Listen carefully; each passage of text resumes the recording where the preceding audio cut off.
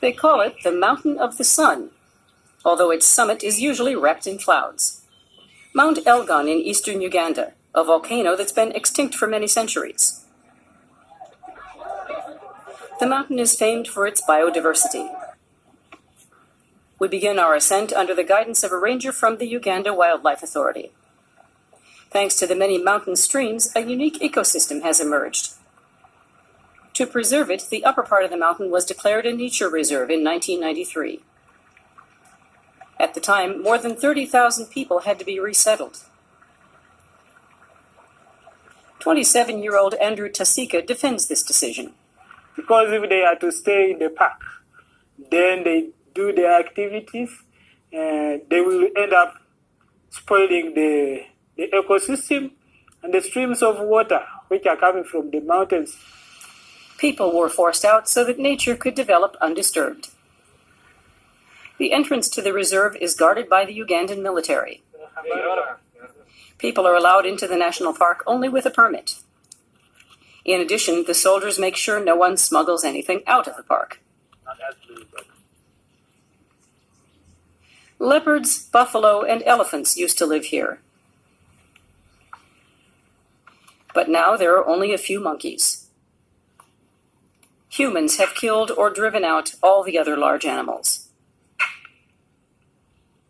For example, the elephants, when they were hunted, these are animals with a very high memory, in that when one of them is killed, they will never forget where the friend died from, and they will never cross there. So, like for the elephants, I don't think they will ever come back to Uganda.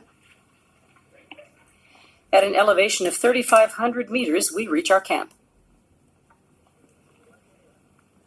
It's quite cold up here, just 8 degrees Celsius, but our campfire keeps us warm. Early the next morning, we start our final ascent.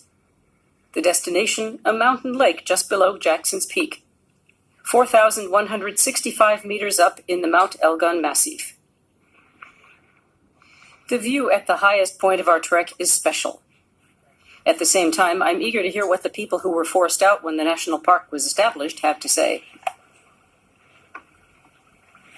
Andrew thinks the nature protection laws could be more stringent. But at the foot of the mountain, many people yearn for the past. When we lived up on the mountain, our lives were good. We had huge farms and everything grew without artificial fertilizer. But then they suddenly told us that we had to leave. We were very frightened. We didn't know what would happen to us. Because of the resettlement, 30,000 more people suddenly had to be provided for. Over time, the soil became exhausted. Landslides after rainfalls became increasingly frequent. So the Conservation Authority wants to build up the tourist trade and attract more hikers and trekkers to the mountain. This would create a completely new source of income for the people around Mount Elgon and make them less dependent on agriculture.